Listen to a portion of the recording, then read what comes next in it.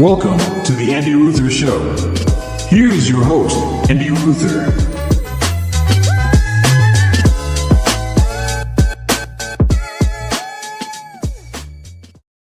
Welcome to the Andy Ruther Show. That is me, Andy Ruther, back again.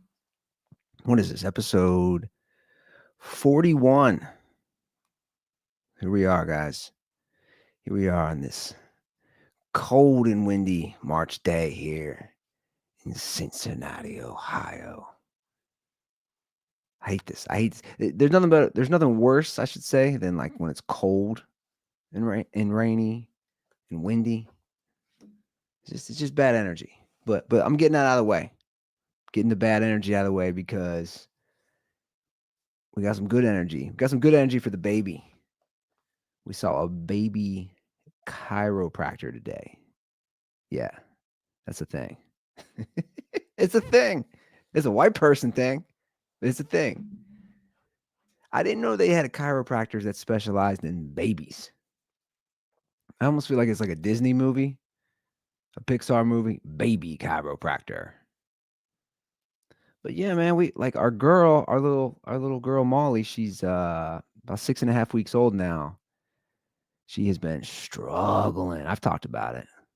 Struggle bus is real. She's been struggling to poop, bad gas. It's been going on for days. Basically, she hasn't pooped on her own, I don't think, since like Saturday or Sunday overnight. So we'd have to help facilitate that. You know, I've talked about it in depth. Put the old, we call it the poop straw.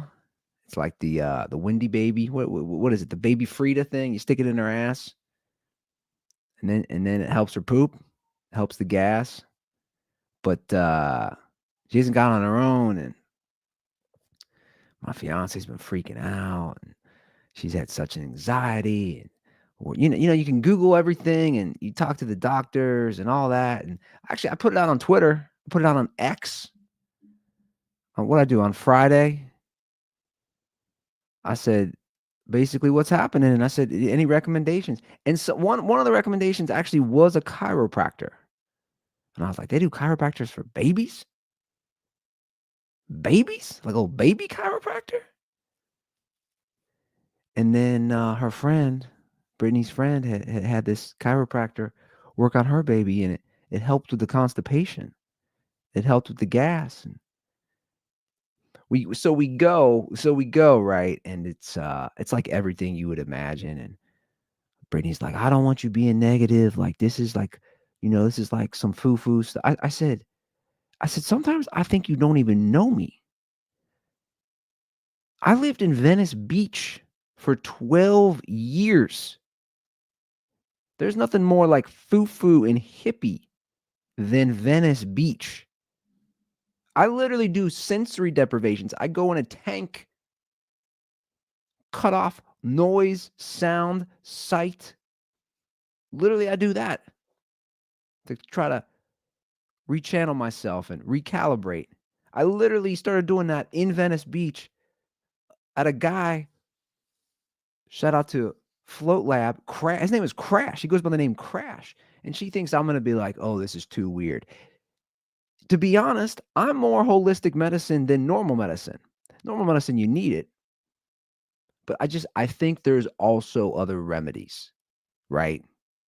And we're trying everything for the baby. And it's just, if you've had kids, it's hell. When the baby's upset, it just makes your life miserable. And especially since we have a 2-year-old, so you're balancing all that. And you're like, oh, we just got to get this kid to take a dump, man. Take a dump already. So I said, I'll give it a go. Let's go. Let's do this. Let's all hop in the Nissan Rogue. Let's all do a family trip to the baby chiropractor.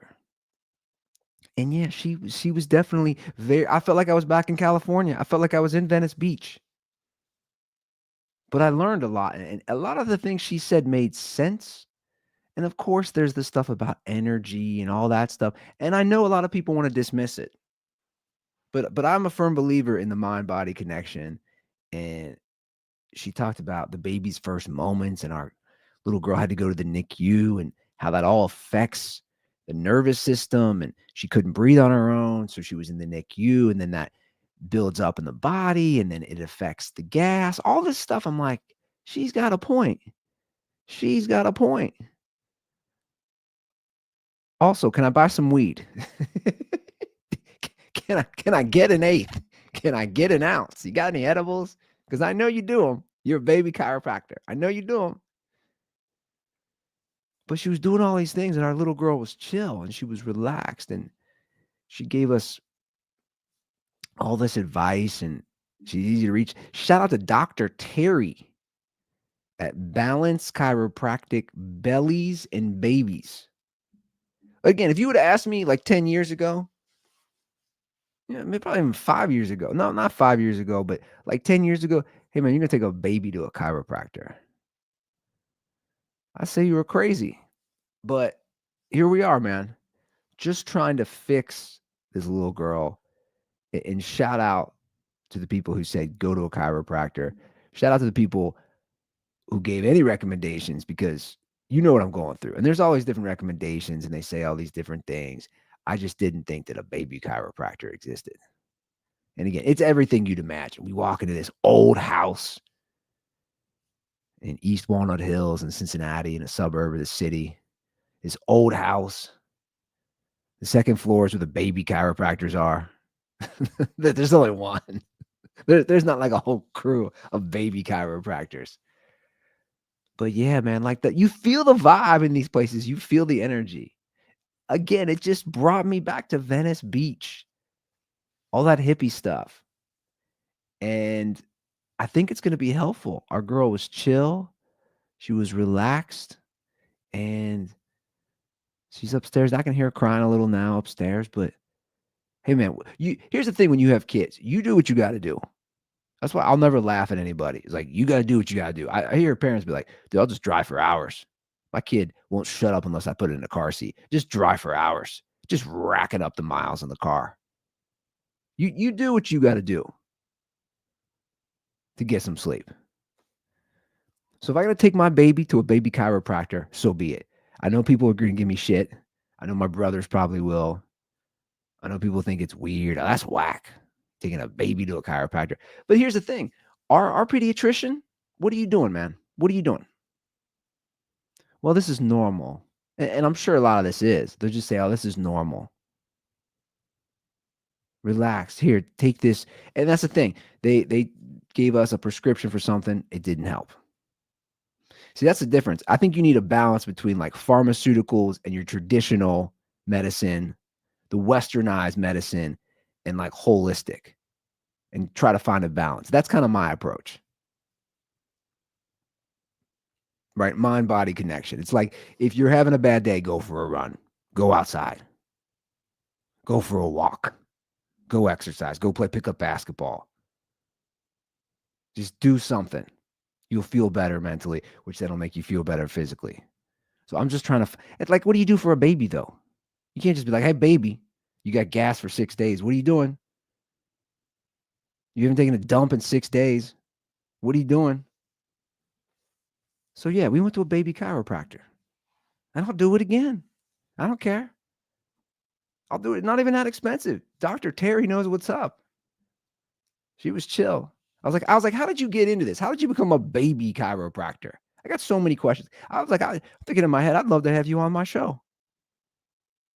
You know, when I start bringing guests on, because I know I will at some point, you're going to not just hear my annoying voice. You're going to get some guests. I would love to bring on Dr. Terry. I said, how did you get into this? Well, I was doing everybody, you know, real humans, babies, adults. And I just started focusing on babies. She's from Florida. She's like, I came up to Cincinnati a couple years ago. And here you are. Here I am in her old house. Not too far from where JD Vance lives, by the way. A lot of people don't realize that. I live like 10 minutes from JD Vance, which is a whole other thing, which I'm like fascinated when you go by the Secret Service. I don't know what goes on now because he's in the Washington, D.C., right? But yeah, JD Vance is like he's like 10 minutes away from me. There's always Secret Service parked outside his house, and I bet he doesn't take his kids to baby chiropractor. You think they have an in-house? You think like they have an in-house baby chiropractor? Hey, get the baby chiropractor in here. I was ready. I was like, dude, I'm not a baby. Can you do me next? You have relaxed my girl. Do me next. Come on. Do a big baby chiropractor. That's me. So yeah, we went to the baby chiropractor today. We went to Dr. Terry. That'd be a great little business, right? You take your baby to the chiropractor and then she sells you some edibles afterwards. Like, here, we relaxed your baby. Now we're going to relax you. Go eat these gummies and veg out while you're rocking your baby. I don't know, guys. I'm just trying to figure this shit out, man. You think you got to figure it out.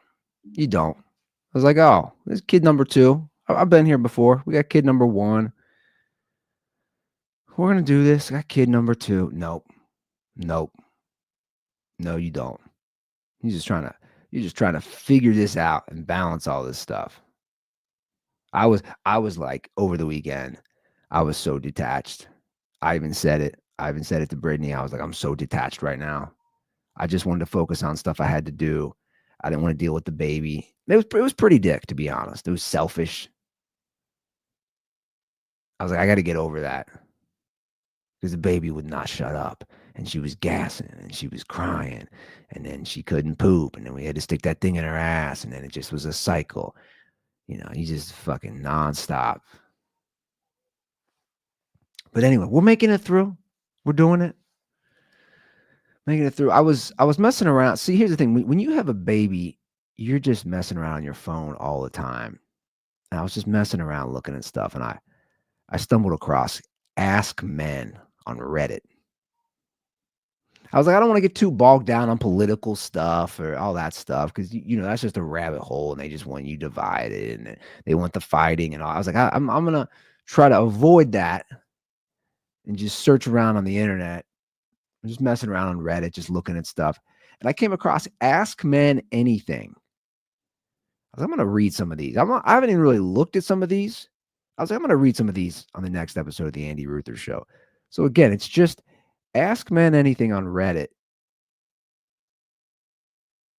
It's got a lot of members, 344,000 members. Ask Men Anything, a space for men and women to ask advice of competent and manly men. Oh, yeah. Even when it comes to our feminine side, ask your questions. Ask men anything. Okay. What do we got here? I'm just scrolling through here. Wife having an affair. Oh, how about this one? This is from 3 days ago. This one has a lot of comments. Men and women can never be friends is such an immature point of view. Am I in the minority for believing this? All right, let's see what Homeboy has to say. I've always cringed when I see and hear so much discourse around the idea that men and women can't be friends. It just reeks of immaturity to me. I work in a female-dominated field, and I have had many female friends, if not primarily female friends.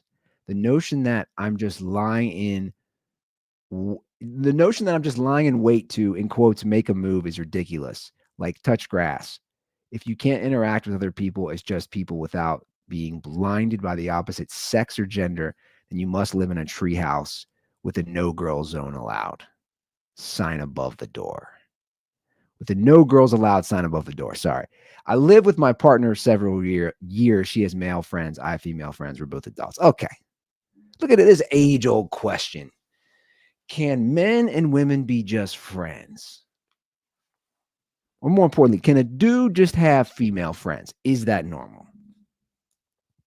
Here's the thing, man. You might not be that attractive. For the most part, a dude at its core, I'm going to say this, at its core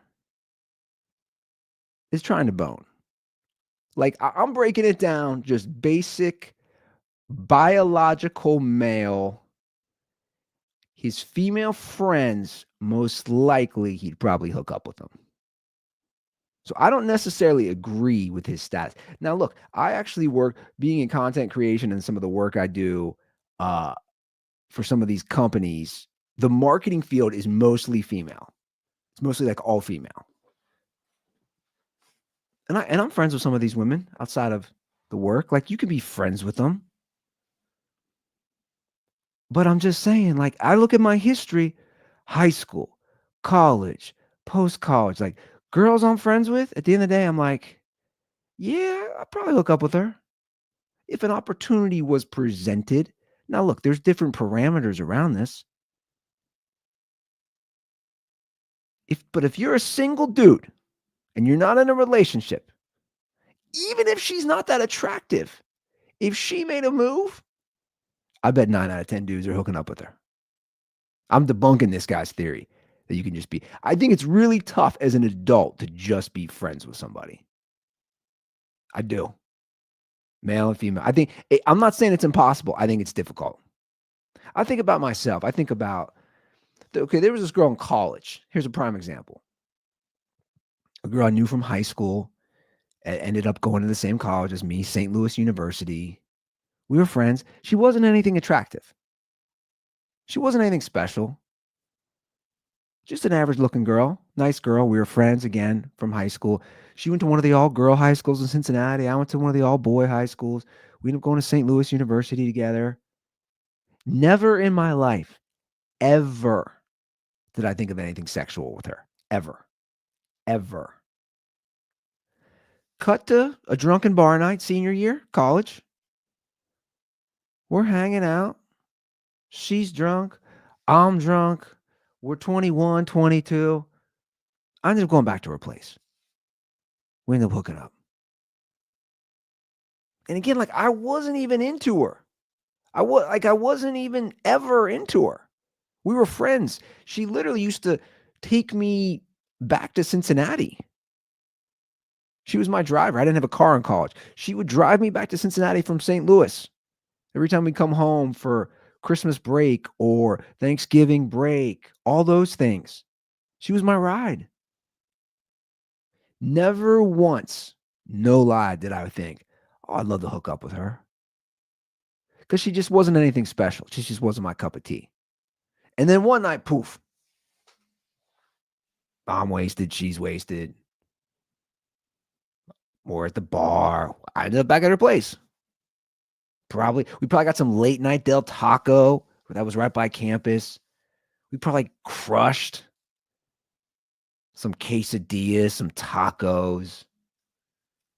And she was like, hey, you're a breathing man right now. I'm a breathing woman. Let's go fool around. Like, I'm just saying, like, that's a prime example. Prime example. I had another girl I worked with when I was in Los Angeles, when I was waiting tables.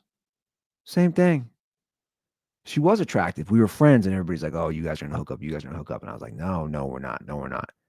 And then finally I waited too long. And then I tried, and she was like, nah, we friends. You've been friend zoned. Get out of here. Again, if you're a single dude, I just think it's difficult when an opportunity is presented. It doesn't mean you can't be friends. But if that said friend was like, hey, I'm DTF right now, even if she's nothing special, or you haven't thought about it, or you haven't been attracted to her, you're like, this chick. So I'm gonna disagree. And look, I just think you can have a work relationship and be friends with people, and that's normal, like outside of work. But like, I don't know, it's just you get to a certain age, and it's like it's tough. It's tough to do. What else we got on Ask Men Anything? Oh, here's another one. What do you think about this theory about men being intimidated by successful women? I have a lot of high-flying, successful career women as friends. They always complain that men are intimidated by their successes, and that's why they're single. So for context, they work as lawyers, bankers, and corporate executives. My theory is that men aren't intimidated, so a woman wrote this. They aren't intimidated by their success, but are turned off by the traits it takes to succeed in those professions. Interesting. I've never met a female doctor struggle to find a man or have to complain that men are intimidated by them, although they are just as if not more successful. My theory is that the traits needed to succeed as a doctor are more attractive to men than the traits Yeah, I can't talk, guys. My theory is that the traits needed to succeed as a doctor are far more attractive to men than the traits needed to succeed as a lawyer. Does this make sense? So, this is an interesting one. I think there are a lot of dudes that are intimidated by successful women. I do. I think there are. I think there's different levels to this. I think some dudes can't handle it. Conversely, I think there's dudes who find it extremely attractive. It's a big turn on. And I'm in that camp. Like if you are a successful woman, a self-made woman, that's attractive to me because you can pick yourself up by your bootstraps. Like my fiance is a pharmacist. That was always base level when we connected on Hinge. That was attractive. Like when we started, I'm like, okay, she went through pharmacy school. It's another 4 years of college. So she went through 8 years. You get your doctorate of pharmacy. It's a job where you have to be smart. You're mixing drugs. You're giving people prescriptions. Can't mess that up. People die. It takes hard work to graduate from pharmacy school. They don't just let anybody become a pharmacist. That was attractive for me. That like when we first started dating. That was a great quality to see a woman who's like, okay, she's smart, she's hardworking, she's always gonna have a job. That should be attractive to men. That's always a job, and that's one of those professions will always be in demand. Now, I don't know if AI kills that too. AI is going to kill everything. I don't know if it'll kill pharmacists if AI can do their job. Probably at some point. I think none of us are going to have work at some point. I don't like. What are we going to do at some point? Is AI just going to take over everything? Are there going to be AI podcasts? Are there going to be AI influencers? You know, I'm an admin for some social media accounts for some companies, some corporate accounts. 100% AI can take over that position. Like, oh, I wrote a witty response or a clever reply or whatever. Yeah, AI can do that. Anyway, I'm digressing, talking about men being intimidated by successful women. That to me has always attracted to me a successful woman. But here's something that I have not been attracted to. I wouldn't say I haven't been attracted to. I would say maybe it intimidates me, to be honest. A girl who comes from family money. That kind of always intimidated me. I dated a few girls that I knew were like rich. Some that were like uber wealthy, like very successful families, very big homes, multiple homes. That was always a tough one for me to get over. And the truth is, I never got over it. A girl who came from money because I always felt like the dad was judging me. Here I was in Los Angeles, and I'm talking about LA when I lived in LA. You know, I'm just trying to hustle through the grind of stand-up comedy and working in podcasting and radio and all those things. A writer, you know, you're a stereotypical trying to make it in Los Angeles. And then she comes from some very wealthy family. And the dad's just like, look at this putz. Look at this idiot tweeting about Taco Bell. Look at this moron talking on a pod. What's a podcast? Talk to me when your podcast has a nice 401k, loser. Talk to me when your podcast gets bought out by a private equity firm. So, like, that always intimidated me, to be honest. The girl who comes from a very wealthy family. And the truth is, I don't like it. I didn't like it. I knew I never would like ultimately been able to settle down with somebody like that. But a successful woman, a lawyer, a doctor, an attorney, pharmacist. That's attractive, man. That means they're hardworking, they're smart, they have ambition, they have goals. But I know a lot of dudes don't like that, especially if the woman makes more than the man. A lot of dudes don't like that because there's a control issue and there's a power dynamic. So a lot of dudes are like, no, I don't want you making more money than me.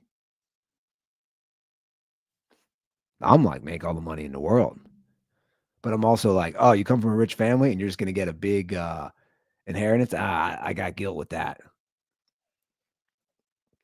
Yeah, that'll give me guilt. Give me some guilt. What else we got here? This is an interesting Reddit forum. Do men really find sundresses and boots sexy? Well, look, it depends on who you are, man. Sundresses are sexy for the record. So, like the title says, 49-year-old female here. You think dudes are going on this site and jacking off? You think they're doing that? You think dudes are going on and they're just reading what these women write and they're like, yeah, that's hot. Talk to me about your sundress, girl. 49-year-old female here, and I have a general question. I read a thread a while back about women wearing sundresses and boots. Oh, so it's the combo. We got to have the combo here. I was wondering if men really find that attractive. I have plenty of sundresses, but I usually wear them with sandals. I was wondering if I should buy some cute boots to wear with them also. Thanks in advance for the advice. And then she has an edit on this and says, I guess a lot of guys find it sexy. Yeah. I mean, if you got a good body, no straight dude's going to say that's gross, a sundress and sexy boots. No dude's going to be like, ugh, it's disgusting. Ugh, what a combo. Ugh, gross. Yeah, it's a gay dude. A gay dude might say that. I don't know a single straight dude who's like, oh, get me away from that gross sundress and boots. You throw on a cowboy hat. Isn't that basically what the Hawk Tuah girl did? Was that what she was wearing? Or is that some of her outfits? Am I wrong on this? A sundress? Is she alive? By the way, is the Hawk Tuah chick alive? Can we get a wellness check on the Hawk Tuah chick? After her crypto thing, which was basically a scam, what happened to her? Where is she? Hawk Tuah girl. What are you doing? I'm trying to Google it right now. Can we get an update? All right, let's pull. The websites these are the websites that have updates. I just put it into Google. From Indy 100, the Daily Cardinal.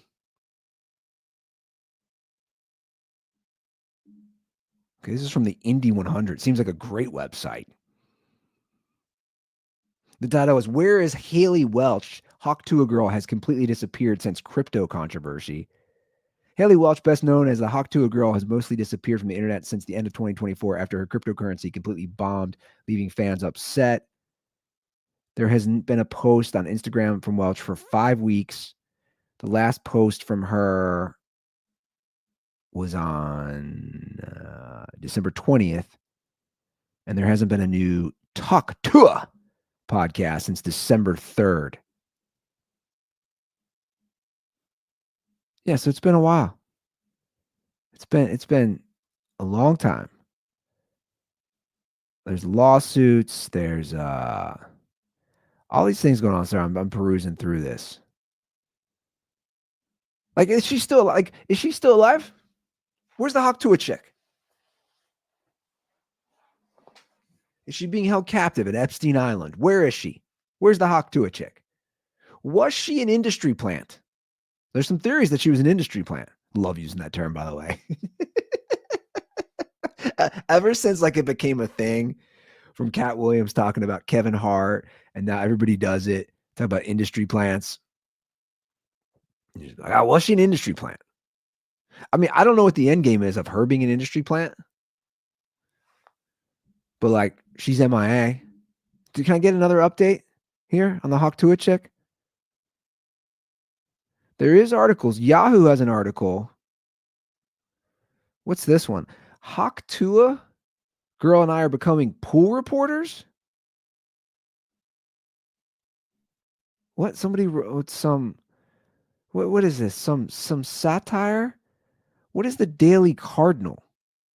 What is this? Is this a college? Is this a college site? Is this something with Wisconsin? I don't know. I'm not reading it. I don't know what the Hawktua girl's up to, guys. No one knows. Do we really care? What are we doing here? Do we want to read any more of these Ask Reddits? I mean, just dudes going on here. Married, this one's titled Married Men. Does your wife still go down on you? Married men or men in a LTR, long-term relationship, I assume. Can we write stuff out now? Why are we so lazy? I have no problem with abbreviating. We can't write long-term relationship. Like I had to think for a second. What is LTR? Okay, it's a long-term relationship. It took me a second, but I figured it out. Does your wife or girlfriend still go down on you? Will she proactively do it because she knows you love it? Amongst my friends, this stopped once the relationship got stable. Well, buddy, I think you answered it. I think a lot of girls don't, but I think it's healthy. That's probably healthy for a good relationship. Okay. Any more of these?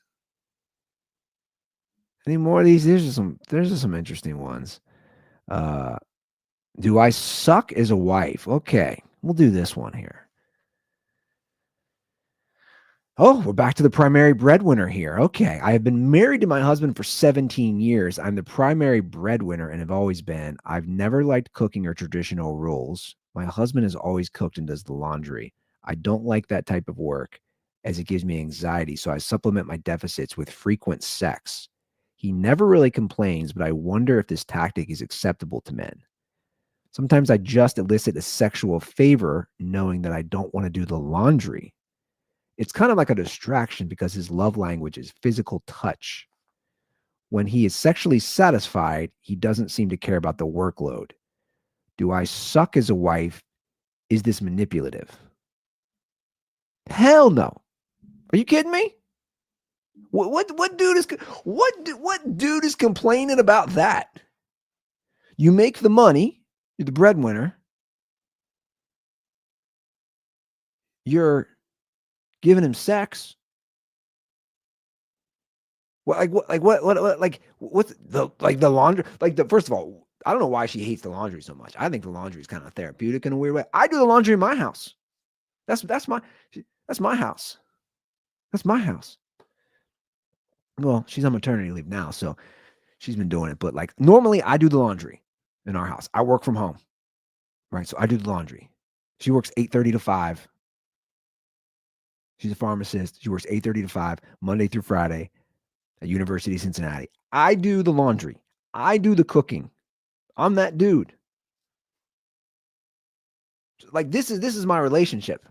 No, you're not bad. You're working. You're making the money. That's not bad at all. I don't know a dude who'll be unhappy about that. You just stay at home all day and do the laundry? You mess around on Instagram and TikTok and listen to podcasts? What dude is mad at that? Like what dude is who's in here responding and saying that's bad? Okay. I mean, exactly. The top comment, you're the main breadwinner and you put out frequently. Marriage goals right there. Exactly. Any secure dude is going to love this. 100%. I'd sign up for this life in a heartbeat. Ditto. My friend wants to know if you have a sister. Now dudes just start getting creepy. Hilarious. Joining the sister queue at the back there. Hello.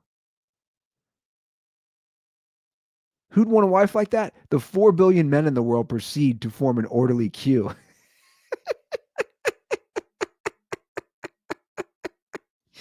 These comments are as a horny 52-year-old who has to carry the breadwinner tag.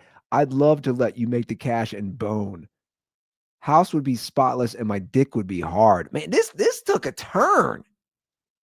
Again, I love how like the woman presents it just like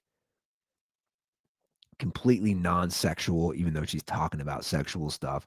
And dudes are just hopping in here like, yeah, oh yeah, coming to my house. I'm jacking off just thinking about it. Oh yeah. What did I say last episode? Horny dudes, man. Like the root of everything is horny dudes. Like the root of life is horny dudes. But wasn't it Freud who said kind of at the heart of it all is sex? Again, we're big dumb animals. Humans are, especially men. We're big dumb animals.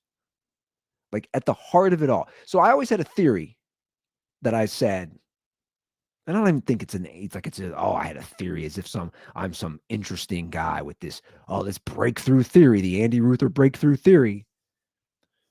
But I think sex drives every man, even subconsciously. So let me explain.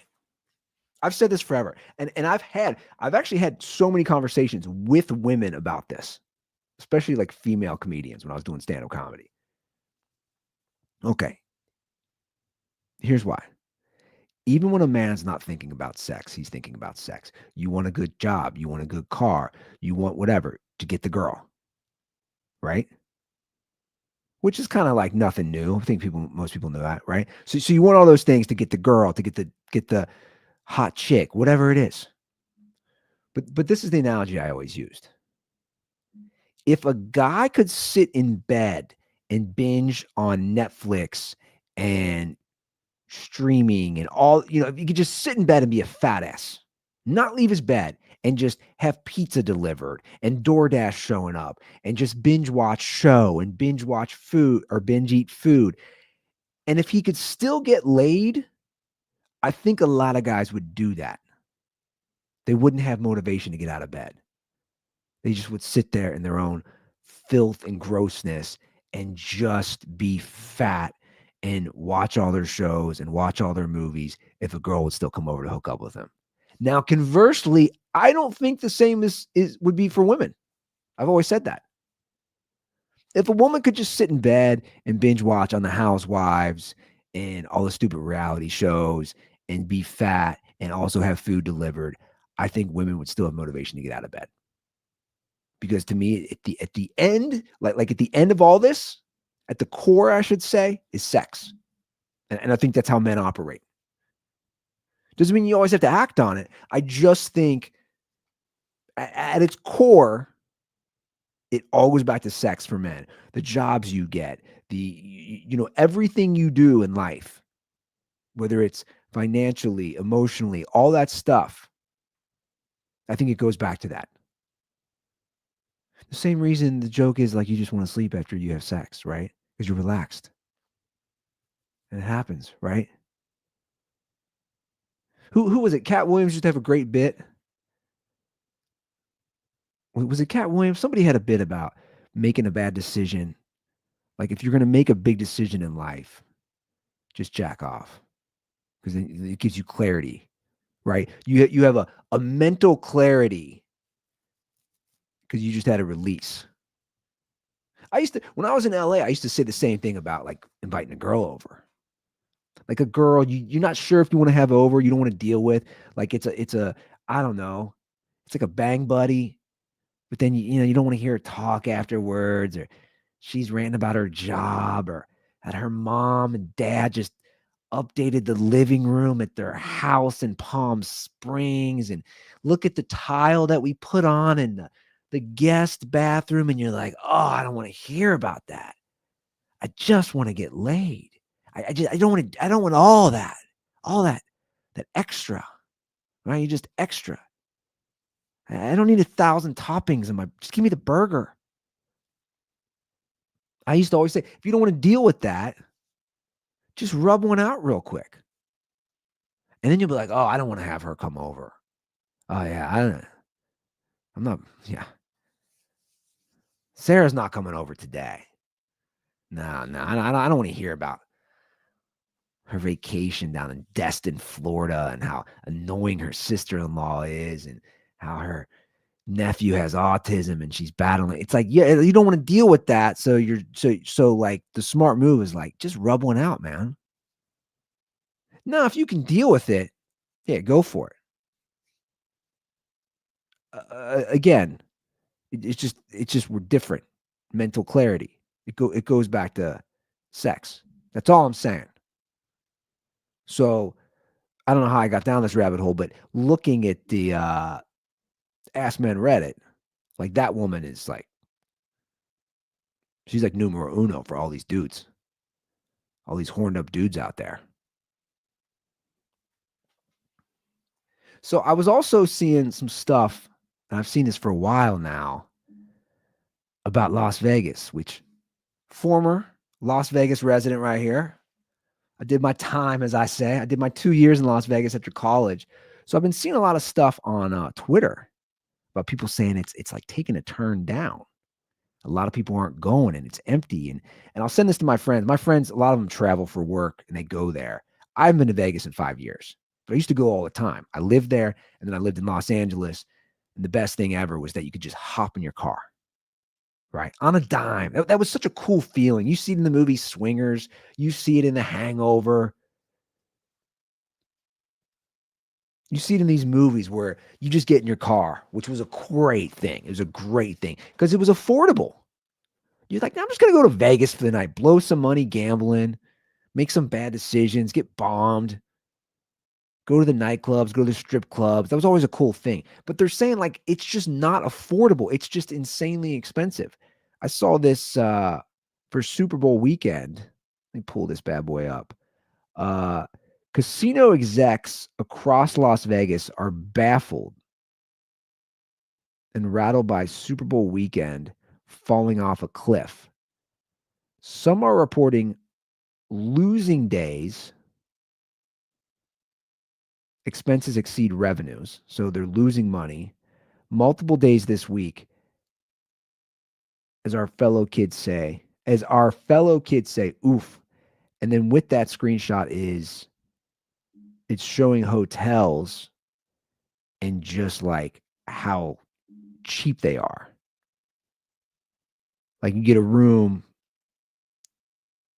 for $11 at the Flamingo, which is the heart of Las Vegas Boulevard, the intersection of Las Vegas and Flamingo. I don't know. I've seen a few of these things now about just like Vegas. Now these are just personal anecdotal stories. So I don't know if they hold up, but I saw another one the other day, and I'm curious if this really is the truth. Where's the other one the other day? I bookmarked it. Which, by the way, I love. Did they have this before on Twitter X? The bookmarks. I love the bookmarks. Where's the other thing I bookmark? I bookmark too much stuff though. That's my problem. I'm bookmarking everything. Like, oh, this is an interesting clip. Oh, this is cool. Oh, here it is. I live in Vegas. My mom works on this. This got 28 million impressions. 28 million people saw this. I live in Vegas. My mom works on the strip, can confirm shit is super dead.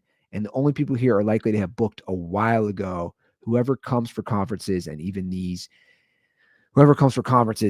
people aren't spending. So it's real interesting what we got going on with Las Vegas now. And this breaks, as a former Las Vegas resident, kind of breaks my heart, I'll be honest. The problem is greed, man. Like, I'm all for capitalism. I'm all for that. I'm all for the free market.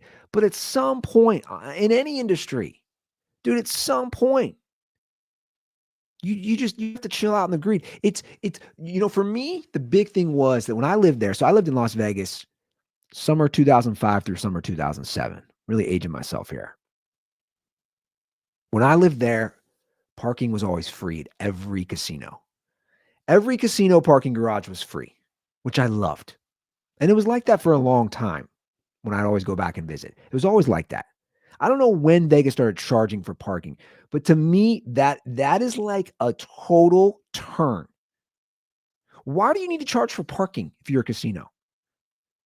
You're not making your 15, 20 bucks. You're making all your money at the craps table. You're making all your money off the idiots playing blackjack, playing poker, going to the sports book, buying the overpriced drinks. That's where you're making your money. The minute they started charging to go into a hotel casino garage, to me is when this stuff starts going downhill. I know a lot of people who won't go there now. They say it's just too expensive. And obviously, legal gambling now, online gambling, sports betting. You can gamble. I'm in Ohio. You can gamble. Why do I got to go to Vegas when I can just pull out my phone while I'm watching on the NFL Sunday Ticket? I got all the games on in front of me. All the games are on in front of me. YouTube TV. Why do I have to go to Vegas? No, I get it. It's a thing. It's an experience. You're going to party. You're going to let loose. You're going to find that girl who's on Ask Women who makes all the money and just pleases her husband. You're trying to find her. I get it. But I think all those things have affected it. And as someone who used to go there frequently, at least a few times a year when I lived in Los Angeles, I don't know how many times I've done the LA to Vegas drive between living in Vegas and then living in LA. I mean, that was 15 years of my life after college. I lived in LA and Vegas for 15 years. 2 years in Vegas, 13 years in LA. 15 years of my life. I'm 43. More than a third of my life, I lived in LA and Vegas. So it's a shame when I hear that. I used to love going down to the Strip, man, when I lived there. I knew exactly where to park. I had my routine. Oh, we'll park here. It's a central location. It's free. We'll do this. We'll go to this club. We'll go to this bar. We'll go to this spot. You hate to see it. You hate to see it. They have to correct it. And who knows? Maybe people are still going. Maybe people are still paying for all that. I don't know. I just hate it. I hate that there's not cheap options anymore in Vegas. It's like corporate Vegas on steroids. I always think about that scene in Casino at the end where they talk about how Vegas got all corporatized at the very end of Casino, and they show the new casinos at that point, which I think were like Mirage and I forget which other ones, but how it's all gone corporate and the mob's not controlling it. Vegas is now like corporate on steroids is what it is. And I remember the first time that they charged for parking. I couldn't believe it. I remember the first time I went to Vegas from LA. I think we were staying again. It was a last minute trip, man. Me and a buddy were like, let's go to Vegas to gamble on NFL games. Let's go. Let's get there on a Saturday night. Stay Saturday, maybe Sunday. We'll stay at the Flamingo. And I was like, they're charging for parking? What are they doing? Let's Google this. When did Vegas start charging? Oh, and they charge resort fees too. 2016. Yeah, that adds up because I remember the first time they did it was 2017. Las Vegas started charging. This is according to Google. Just a quick AI overview. Las Vegas started charging for parking in 2016 when MGM Resorts began charging at their Strip properties. And MGM owns about half the properties in the Strip, and Caesars owns the other half. Caesars began in 2016 as well. So there you have it. You're just an asshole. I'm not gonna sugar. You're an asshole, dude. You know how much money? You know how much money you're making inside those casinos between the gambling and the drinks and everything else. You need to charge for parking. You're just an asshole. And you know what? If you're a consumer, just don't support it. That's my thing on all this stuff. That's what I always say about sports and terrible sports owners. And guys, if you're not trying to succeed, if you're not trying to win, if you're not trying to help your consumer or your guest or your patron, why should I support you? Like, I just won't. I won't do it. Like, if Vegas is that expensive, I'm not going to go. If you're charging me a resort fee, $25 a day to use the internet, you're an airline, which is don't even get me started on it. You're a whole other thing. Like, we just accept it. No, nobody talks about that. That's the crazy one to me. No, airlines. I don't know the solution. Nobody talks about it. Nobody talks about it ever. Yeah, we're just going to accept that they're going to charge you. Oh, it's $30 more for this seat. It's $10 more for this one. Oh, if you want to put your arm here, that's $5. you want to use the bathroom, that's $375. None of that was a thing. None of that before 9/11. No, it's just everybody. We're just like, yeah, we're just going to bend over and accept it. Same way these resort and casinos are trying to charge for these BS fees. Nah, I'm good. I'm good, dude. You want to charge me for that? I miss, again, going to Las Vegas, literally on the spot. Hey, let's go watch NFL games. Let's go watch NFL games from Spearmint Rhino. How cool is that? We can watch NFL games while there's strippers. That's cool. Not when the prices are so high. We do have a hotline if you guys want to call it. What is it? Where is it? Where's the hotline? What is it? Here it is. Let's pull it up. 859-935-0078. The Andy Ruther Show hotline. Give it a ring. It's a voicemail. It's just a Google voicemail. Leave a voicemail. I'll play it on the show. You guys can be like my own Ask Man for Reddit. You can follow me at Andy Ruther. Rate, review, subscribe. You know the drill. That's how it works. Let's see if we got any comments. Today was the first day I went live. I went live, by the way. I went live. To quote Bill O'Reilly in that infamous video, fuck it, we'll do it live. Yeah, so I went live on Twitter and YouTube today. I just want to test some things out. I went live. We got a couple comments. What's your stance on any show that starts with the housewives of the housewives shows? What's my stance? I don't get it. That's what my stance. I just don't get it. I live with someone who watches all the housewives. My fiance watches all the housewives. I don't get it. I don't find it interesting. Like the whole, it's fake, it's scripted. Like everybody says, I get that. Like so is everything. So much is fake and scripted. Like that's not what bothers me. I just don't find these women interesting for the most part. And it really is overly produced and overly scripted. I mean, that's a factor for sure. I just don't get it. Like my fiance was watching Below Deck, and I told her, I find this way more interesting because they're working. It's a show about like private, like a private cruise crew or private yacht crew. I don't even know what they're called. But anyway, you go on trips, and that's what it's about. The people who work on these boats for rich people who go on these private yachts, name a part of the country or of the world, and they go on that. And I'm like, I at least find that a little more interesting because they're working. It's a reality show, but they're working, and they got to work or they don't get tipped out good. Like I found Below Deck way more interesting. Like the Real Housewives, I'm just like, oh, you're just some chick with fake boobs, fake nose, fake lips, and you live in New Jersey or you live in Miami. Cool. Why are you interesting? Like, I just don't get it. There used to be a housewife that would, when I worked in radio, when I worked for Lance Bass, we used to have a housewife when she would come to LA. She would come on our radio show. She was one of the housewives from Miami. Just not interesting. I never got it. I'm like, you're not, of all the guests that I've had on podcast or radio or people I've been around or celebrities or influencers or whatever, anybody I've met, like they I don't know. I was like, you're not interesting. Like I what's the appeal?